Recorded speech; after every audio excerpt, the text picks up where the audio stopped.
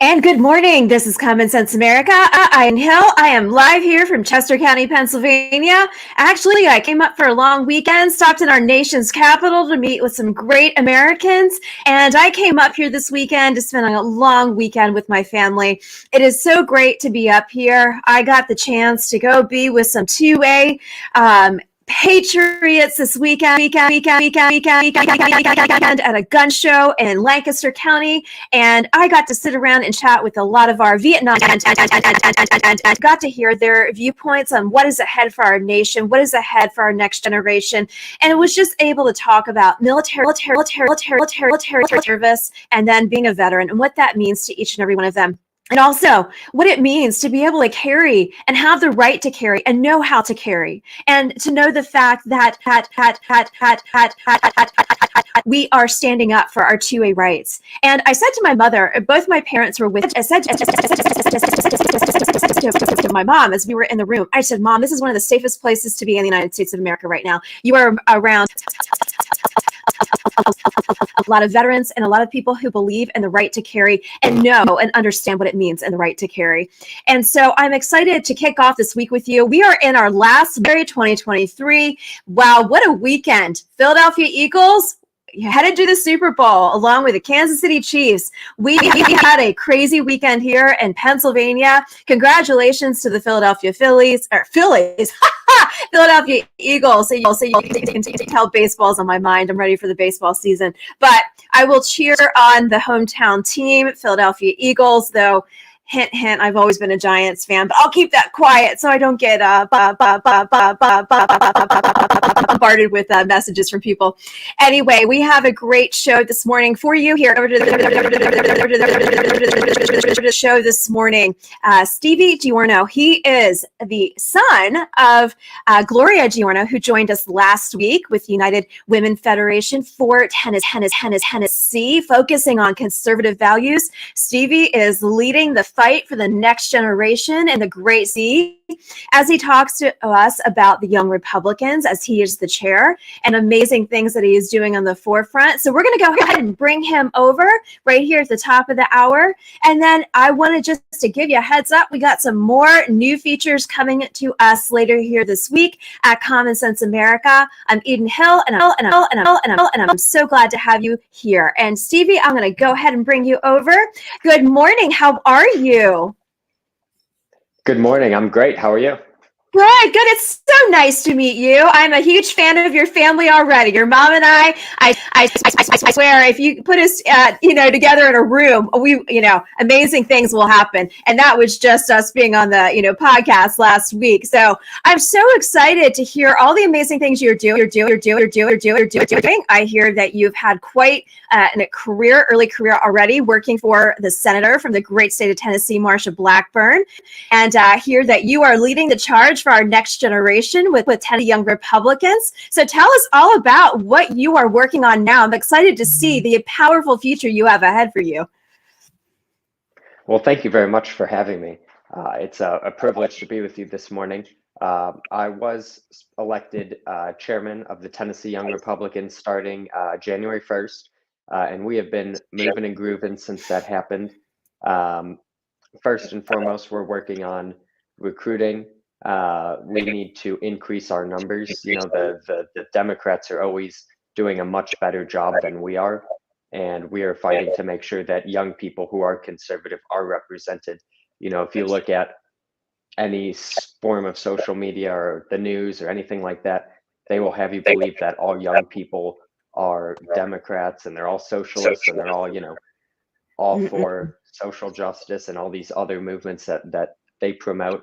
And people like me would not exist. However, there are many more of us than they would think.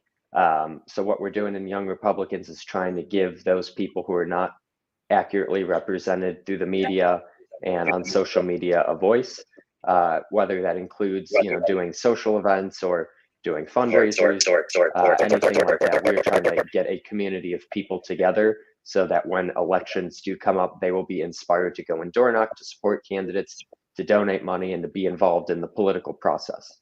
I applaud you, Stevie. That is so important. And I wanted to bring up a topic to you that's very close to my heart, and that is saving the lives of our babies. And that is Mhm. seeing what is happening around our nation with the CVSs and the Walgreens carrying the abortion pills. And I just looked on Father Frank Pavoni's Twitter feed this morning, and it was from a couple of days ago, but it's so very relevant.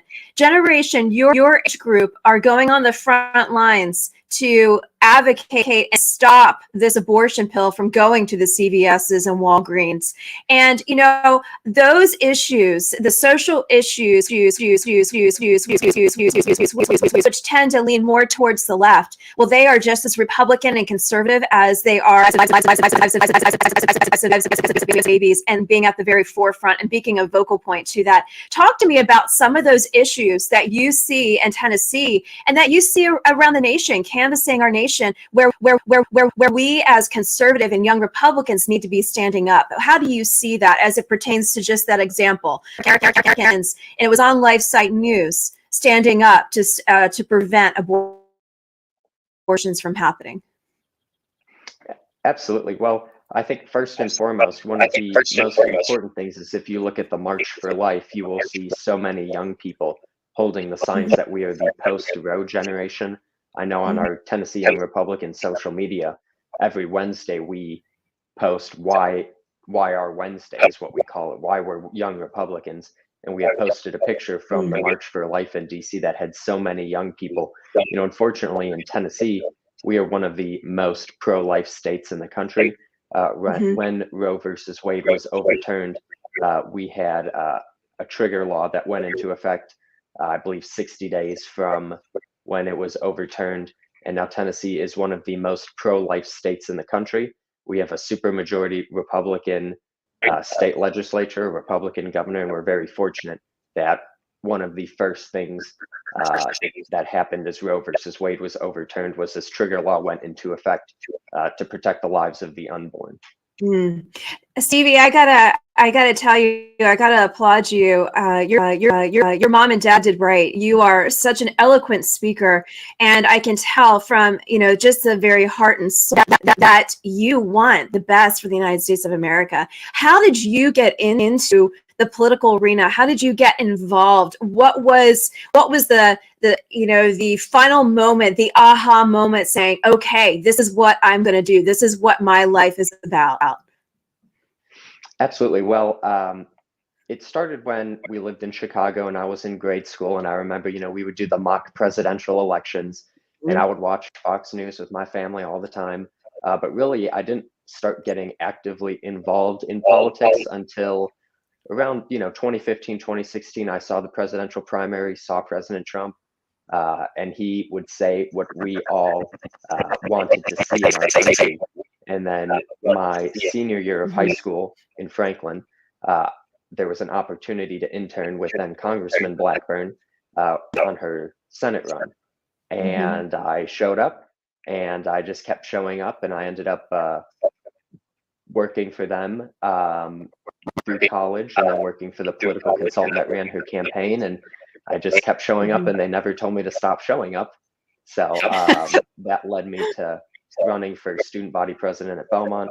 And then after that, I worked, after I graduated, I worked at the federal office for Senator Blackburn, which I finished in December of last year. So everything just kept working out and I just kept showing up and it just worked out. And what are you doing now in addition to your leadership role with Young Republicans? So right now I'm working in contracting.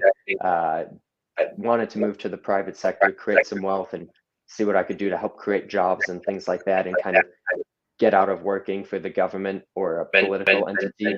And I wanted to make sure that I'd be able to gain more experience while I'm young in doing different things. But really interested in continuing to do some real estate with my parents and continue investing. But I wanted to just add a few more private sector experience skills because I think that can be really beneficial.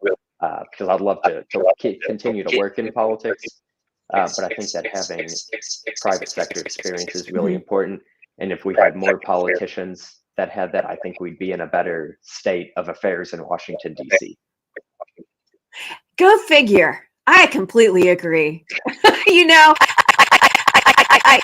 I don't know if your mom shared with you. I ran for state house last year. I worked for many members of Congress on the House side, also for the Senate side. I worked under President Donald Trump at the pleasure of the president.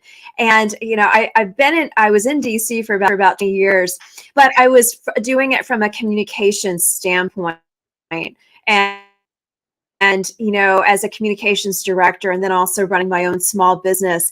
And you know, I look at all of these candidates who are running for certain offices, and I believe in term limits. I completely believe in term limits. And I sit there and say, they keep you know, like Dianne Feinstein, what, she's 90 and she hasn't getting again for California senator. I'm thinking, okay, term limits a long time ago. A little bit. I really appreciate the fact that you are wanting to get a private sector business experience, because it is those who understand how to run a business who are able to then speak into what is coming down the pike, for whether it's our state assembly or whether it's our federal government, and having a better understanding. My father always said, and I've always said, that when you run for governor and you are head of a state, you are a much better presidential candidate than somebody coming out of left field. And, you know, right now we have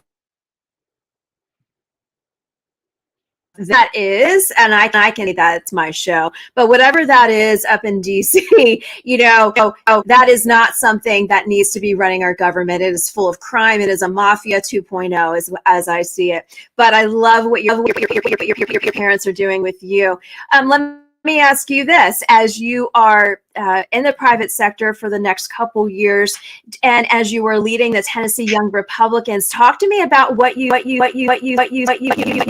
see on the forefront as we head into this year. You know, a lot of people are going to start announcing. What are your thoughts? What is a quick snapshot of your dream ticket? Well, I think that it's really important that we have options. And I think we've had, you know, and I support everything President Trump did, and I continue to. But I think the big thing is many people in our party maybe feel a little left behind or feel left out. So I think the most important thing is to provide people a fair primary election so that everyone has their voices heard. I think one of the biggest tragedies of the midterm elections that we thought we would do so well in is that it really discouraged a lot of young people, and it really discouraged a lot of our supporters. And so it's really important that this primary be conducted fairly, whether it's debates and, you know, just making sure that all the candidates are heard, so that after the election is over, we can all come and support the presidential candidate. You know, I think that we have a really unique opportunity here to pick up a lot of people that were former Democrats that have been left behind. And I, you know, in just looking at Tennessee specifically, there are quite a lot of people that feel that DC doesn't care about them. Fortunately, we are represented by all Republicans except for one congressman, so we're pretty thankful. We're very thankful for our makeup in the House and in the Senate. You know, with a president that just signs executive orders when he can't get his way, and with a Democrat-ran Senate that'll abuse reconciliation like they have for the past 2 years. You know, we could have all Republicans be elected in the state, and still we would not be properly represented when the Democrats continue to just pass these bills without sending it through the proper committees, without working with the other side, you know. And that is something that President Biden said he would do. He said he was going to work with Republicans. He wanted to be a uniter in chief, and we've seen about just the opposite. And it's very unfortunate that you have a state as well ran as Tennessee, where conservative principles work, and then you have DC, where it's the exact opposite, and it's grinding the country to a halt. Inflation is up. People are beginning to lose their jobs in droves, and the Democrats' reaction is just print more money, to give more money out, spend more money, rather than realize that that is what caused this issue. Completely agree. There was a I had mentioned this to your mother last week when we were talking on the podcast here at Common Sense America, but there was a percentage that came out by the Daily Signal talking about the generations and their patriotism for this country. Your generation specifically was the lowest as it pertains to loving America, wanting to be here in America, wanting to serve. Obviously, the recruitment love it 40s before World War II with regards to our services. Talk to me about, you made a statement about those who felt like they were left behind during midterms. Talk to me about your generation. Where did it go wrong in my mentoring your generation? Where did my grandparents and my parents go wrong for this to happen? What was that break point? Was it Obama? Was it a factor of a couple different things? Was it the fact that CRT has been in our schools since the 70s, but the giant wasn't awakened until COVID? Was it a combination? What are your thoughts on all of that? Well, I think that one of the positive outcomes of the quarantine from COVID and everyone staying home was that parents got to see what exactly their children were being taught. The school boards over the past 20 to 30 years in even in Tennessee have been espousing the CRT and DEI curriculum that have really caused people to hate this country. When you look at younger people, if there are YouTube videos and other videos where you can watch where they'll have an interviewer go up to a random college age student and ask simple history questions about this country, and they'll have no idea. And I guarantee you they could tell you the Twitter headline from last week. So I believe most of it sprouts from students not being properly taught of why this country is so great. And another factor with that is that people my age have never experienced true hardship, like my grandparents who escaped Yugoslavia did, or like my great-grandparents did.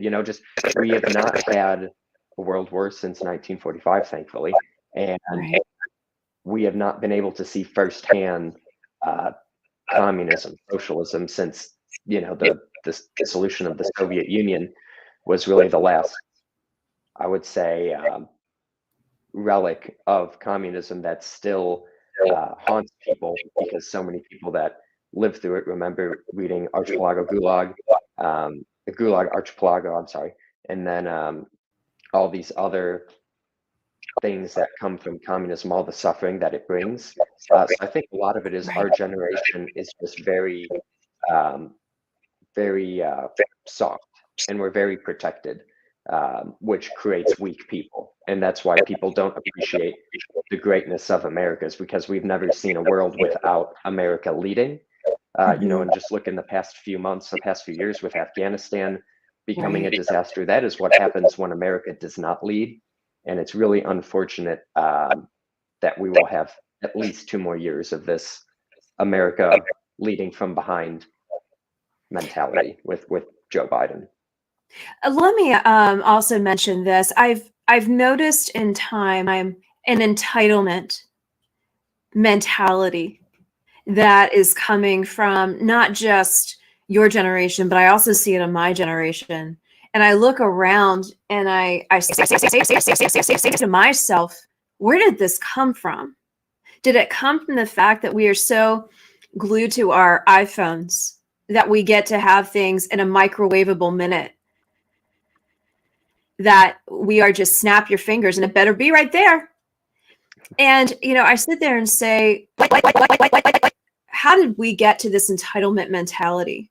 And what do you see as you talk to young Republicans, and even bringing those from the left over, wanting to save them from communism, authoritarian state? What do you say to them with that entitlement mentality, and how do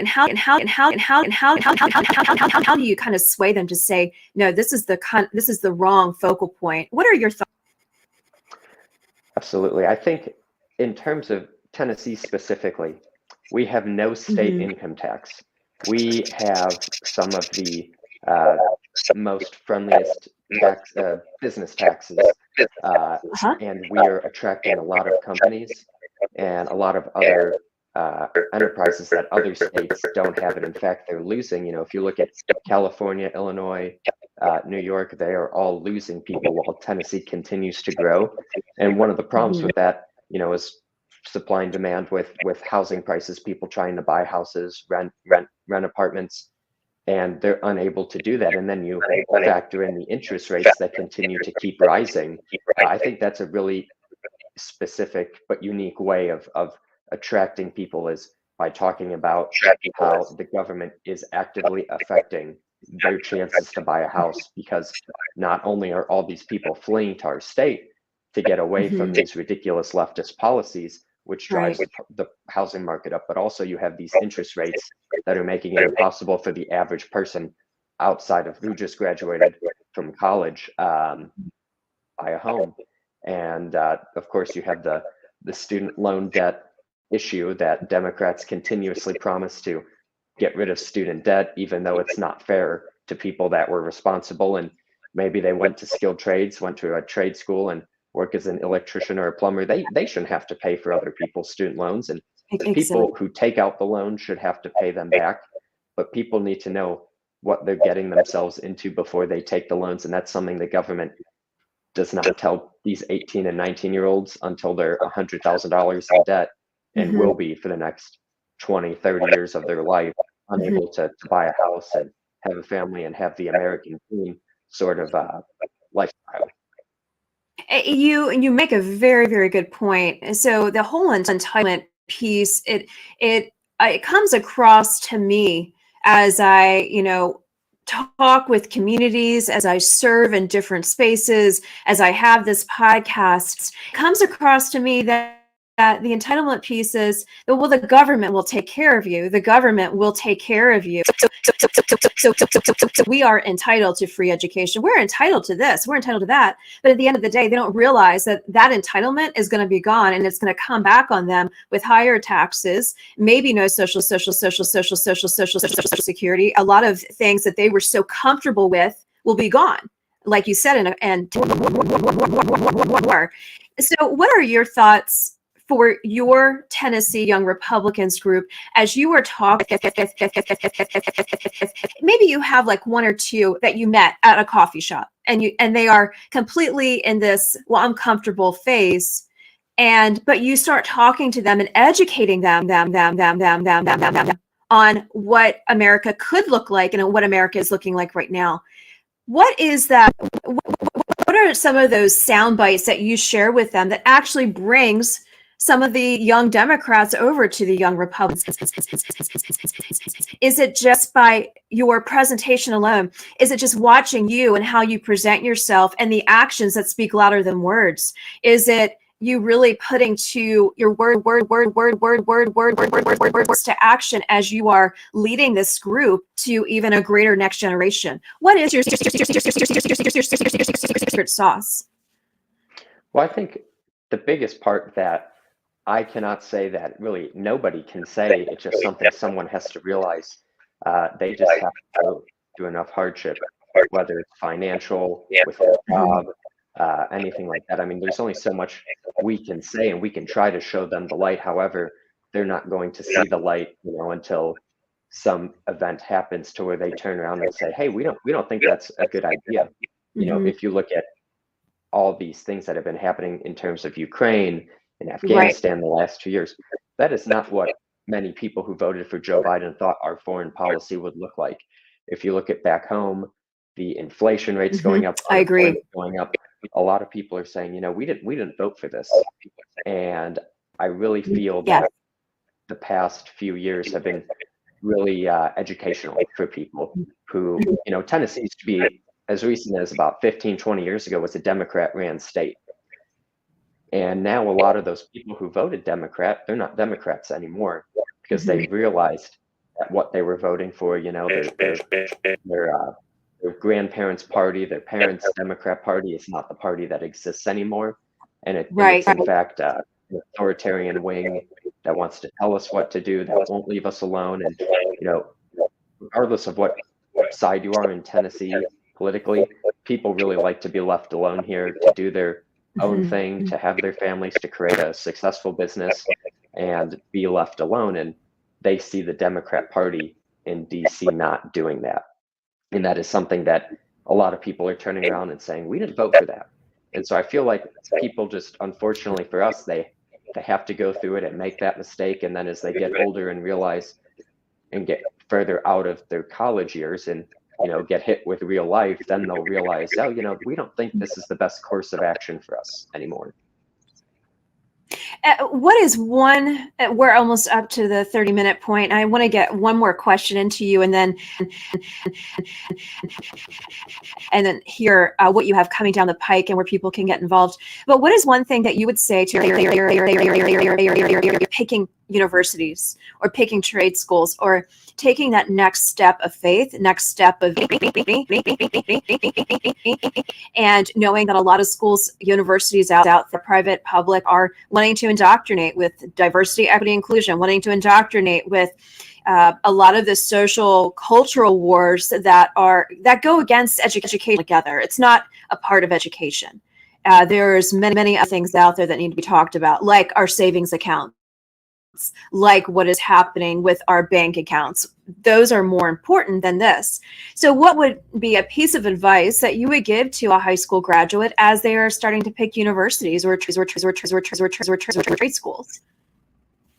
Well, I think one of the things that we as conservatives get wrong now is that so many people say, don't go to college, don't go to college. And I understand why they say that. However, I think if we were to do that, we would have no more Republican lawyers, no more Republican doctors, and no more Republican accountants, no more Republican politicians. So I think it's really important that we look at it and we say, well, here's what to expect if you choose to go to college. Here's what to expect if you go to trade school. Here are the trade-offs.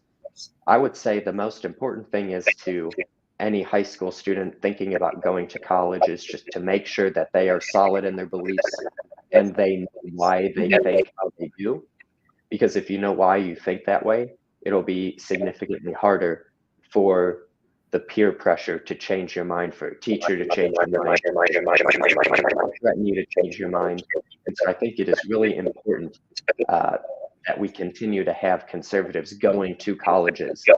However, we also, in our current market, if you look at how much it costs now to have a plumber come over, an electrician, or to take your car to the mechanic, you'll see that we have a wide variety of available jobs that people could fill by going to trade school. And we're running out. My parents work in skilled trades. My grandparents worked in skilled trades.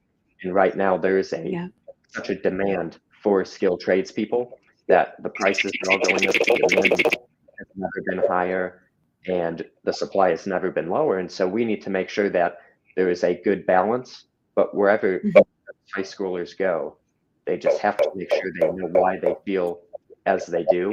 And, like you had mentioned with the bank accounts and investing and things like that, in grade school and high school, I was never taught what an investment account was or how to invest or anything like that.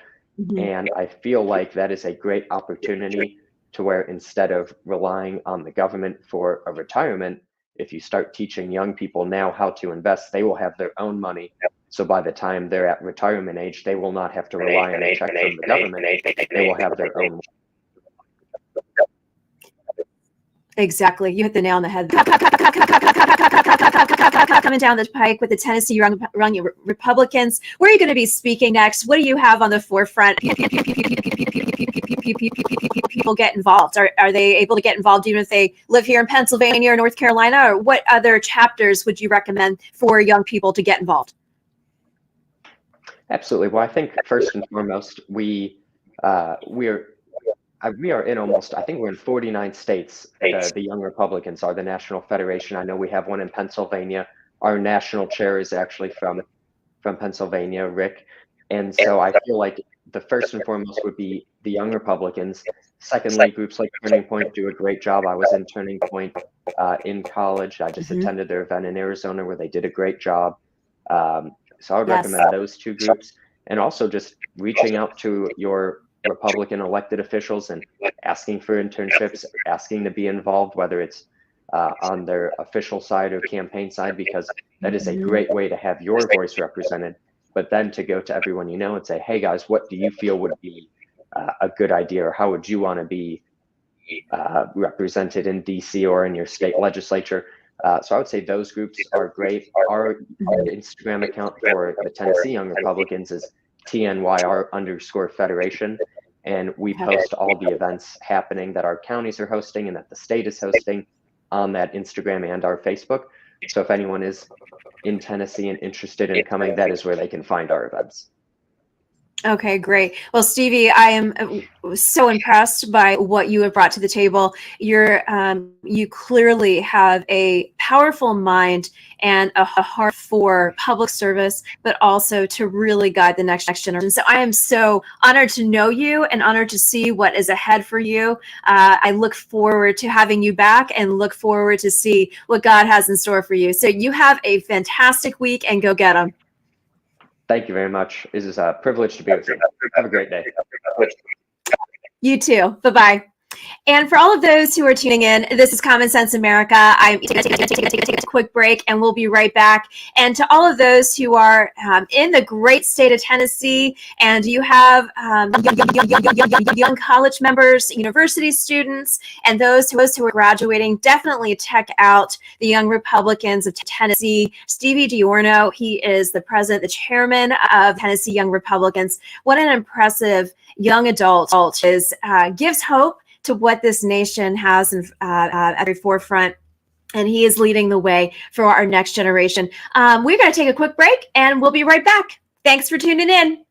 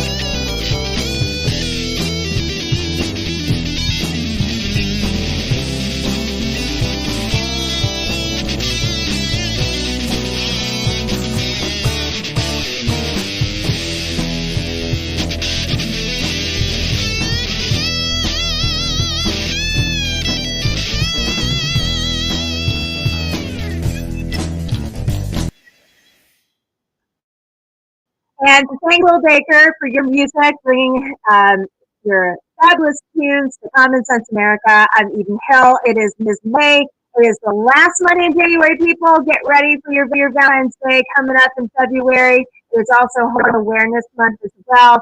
So make sure you either get your chocolate, get your Hallmark cards, or go get your heart checked out. That is what February is about. And also make sure you stay bundled up. It is still cold outside. Whether you live in Florida, well, maybe not Florida, whether you live in North Carolina or up here in the Northeast. I am here from Chester County, Pennsylvania this morning, enjoying being with my family the weekend. And like I mentioned to you earlier, when we opened up the show, we went to the Solanco County Gun Show, which also benefited the Marine Corps Leagues of Lancaster County. I got to sit and talk with a couple of retired Marines, veterans from Vietnam. Oh, what a joy it was just to be there and to really just talk about the greatness of America and the greatness of our two-way race. Oh, what a great day. It was two huge, amazing. I loved it.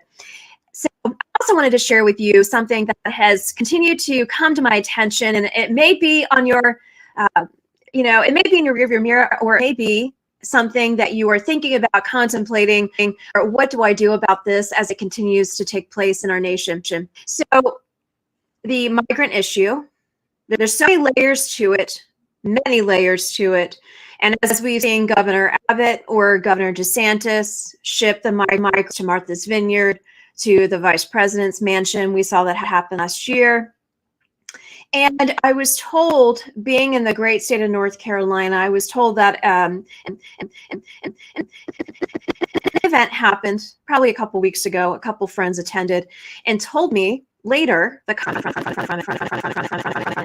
and it did not show any favor towards our General Assembly and the state of North Carolina as it pertains to the immigration issue.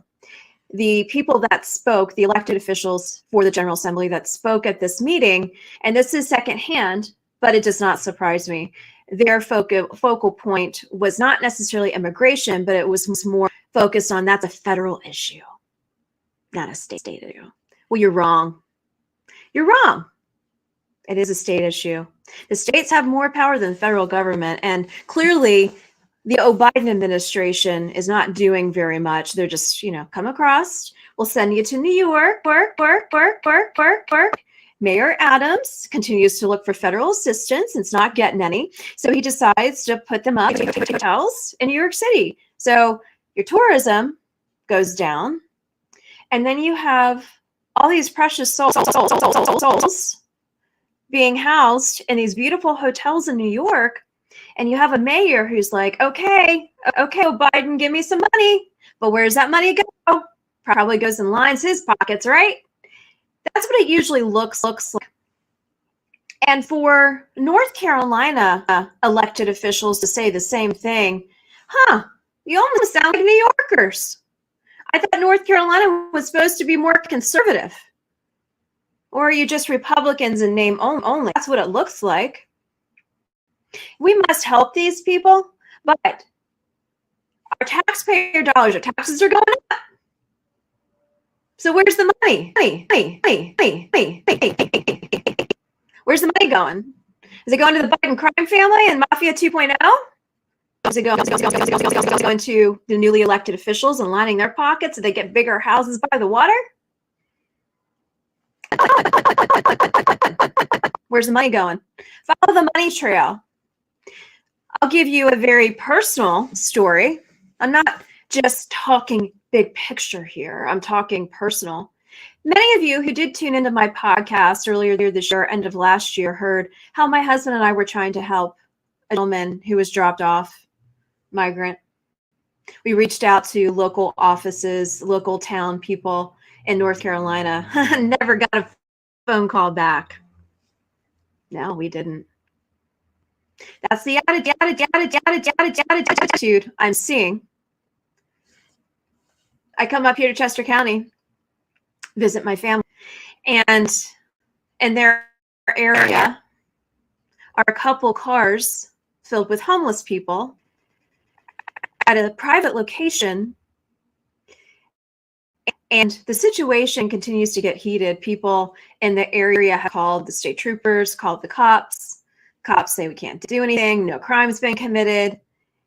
But yet, you kind of wonder what's happening there when multiple people have reached out to these homeless people to say, here's a shelter, here are job opportunities, here's food.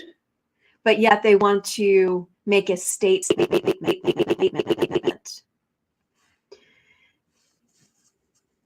I see multi-layered issues here. Safety, what are they bringing? Is it drugs? Is it alcohol? Mental health issues, maybe? Potentially. But I see others. Pennsylvania has a major issue when it comes to drugs. I don't know what the governor thinks that he's done for stopping the drugs, but the drugs have only increased. And then these northern states want to continue to defund the police, which I'm completely against. We must take care of our first responders, our policemen. But it's no wonder they really can't show up to take care of this homeless situation. Well, one, no crime has been committed. I get that. It's going to take a crime for them to come. What about them placing them,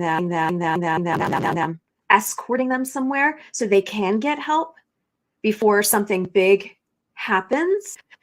But yet, cops can't do that as much as they used to because their funding's been cut. And northern states don't see them as important, which is pathetic. And it's unethical. I was looking at Twitter this morning. I was also looking at the New York Post, and I will cite specific stories for you to consider as we are talking about these issues. And it's not going away. So whether you want to go on about your daily business, if you're doing your role, you're sitting here at your office listening to the show, or if you are not wanting to hear about it, well, this is what is happening in and around nation, in our nation's backyard. I'm literally sitting at my parents' kitchen table, and these conversations have happened this weekend. Perhaps it's because I was here. Perhaps I was raising the topics because they need to be discussed and not just ignored. And tomorrow I head back south, and I'm stopping in to see friends. And I saw friends in our nation's capital, and I'm seeing friends in Virginia as I head back south. And these topics continue to be a part of our conversations. They may be now a part of with issues, our nation's issues that are literally right in our backyard. So what are we going to do about it? Is it where we call our elected officials, our town supervisors, our county commissioners, our town managers, our local mayors, our assembly members elected to state house, state senate? Do we call our members of Congress? Are they going to assist in giving us information on what we can do to help the situation? Or do we just wash our hands of it, kind of like what Biden does?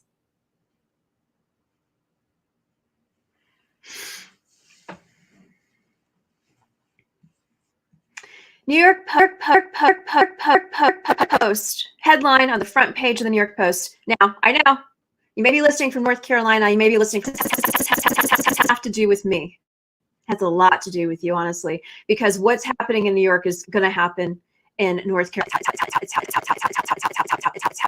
in Florida. It's happening here in Pennsylvania, whether you want to talk about it or not. I'm just being real with you. Migrants refuse to leave the Watson Hotel for Brooklyn Cruise Terminal. Mayor Adams. This is what's going down. January 30th, New York Post. Dozens of migrants stood their ground outside the Watson Hotel in Hell's Kitchen on Sunday night and refused to leave for a new shelter, Brooklyn Cruise Terminal. Cops cops had mobilized around the hotel around 10 p.m. as more than 50 migrants were standing outside with activists assisting with food, water, and translations. Single men were supposed to be brought to the new shelter over the weekend that would provide the same services they've been receiving, city officials said. At one point, a city bus arrived and a small number of migrants jumped on. Though the vast majority stayed put in front of the hotel on West 57th Street, activists argued the migrants were being forced out of the hotel. One Manhattan activist told the Post the men outside were staying at the hotel and were prepared to stay outside overnight. Some were moved to the rear this weekend, but opted to return to the Manhattan side. And they show lots of pictures. They feel that it's not livable. Who declined, a person by the name of Valerie. She declined to give her last name, but she said she was part of a mutual aid coalition helping migrants. The hotel won't let them in, so they're planning to sleep here, she said. A rep for Mayor Eric Adams said the city began shuttling single adult men from the Watson Hotel to the Brooklyn Terminal in order to transition the Watson to the house migrant families. More than 42,000 asylum seekers have arrived in New York City since last spring. Thanks, Biden. And we need to surpass our moral obligations as we provide asylum seekers with shelter, food, healthcare, education, and a host of other services. Hey, by the way, people, that's our tax dollars. Yes, I want to help them, but that is our tax dollars that continue to go up, and we can right. You know what I'm talking about. So the asylum seekers are looking for shelter, food, healthcare, education, services. The facilities at the Brooklyn Cruise Terminal will provide the same services as every other humanitarian relief center in the city, and the scheduled relocations to the Brooklyn Cruise Terminal this weekend took place as planned. They said, we remain in serious need of support from We're relying heavily on the federal government to help, but yet for fiscal power to take care of this situation, but yet they continue to lean heavily on the federal government, which is going to hurt our tax dollars. It's going to take away from our bank accounts. More than a dozen cops were originally stationed at Watson Hotel for crowd control, police said, though a scaled-back number of officers were still there around midnight, as some migrants were still out front of the hotel. Adams announced last week that the Brooklyn Cruise Terminal would be a new migrant mega shelter for as many as 1,000 single adult men. It's the fifth humanitarian emergency response and relief center open in the Big Apple since migrants began coming by the bus last year. Questions, comments, concerns, thoughts. This is also happening in our backyard. And it's how we're going to handle it. Are we going to, as elected officials, just turn a blind eye and say it's the federal government's problem? Or are we actually going to do something state by state about it? It is 9:48 a.m. Monday, January the 30th. I need glasses, by the way, and I'm getting them this weekend. January the 30th, the last Monday in January as we head into February. And you know what? I believe next week is the Super Bowl. City Chiefs, Philadelphia Eagles. Who are you going to be voting for? I guess I'll fall into the Eagles bandwagon since I'm originally from the great state of Pennsylvania. But on that note, I would love your thoughts, your comments, guest suggestions. We have a new guest coming to us this Thursday as we launch February's Sense America with Eden Hill podcast. Yes, we are a podcast, and I'm thankful for all of those in the Northeast and this podcast. Thank you to each and every one of you. Whether we talk about federal issues or local or state issues, we need to talk about them. We need to raise the flag, raise the awareness. We need to think generation. We need to think about what is going to be coming for this 2024 presidential election. It is happening right now. I know you guys are probably tired of it and you're sick of it and you just want Biden out of there. Well, instead of just talking about it, let's do something about it. Let's get involved. As we head into this week, I want to wish you all the best, many blessings. And I also want to just say there are so many opportunities out there to serve. And yes, serving is at the very forefront of this podcast. But And serving is very important to me. Whether it is taking a meal to the homeless person, whether it is helping a veteran, whether it is helping that caregiver, whether it is helping that retiree. Just this week, think about one thing you can do to help somebody else. Or maybe it's just sitting with a friend and having coffee. Open up your kitchen tables, open up your hearts, and serve. This is the day that the Lord has made. Let us rejoice and be glad in it. Go be strong and be courageous. God bless you all. I'll see you on Thursday. Thanks for joining Common Sense America. I'm Amita, and I'll see you on Thursday.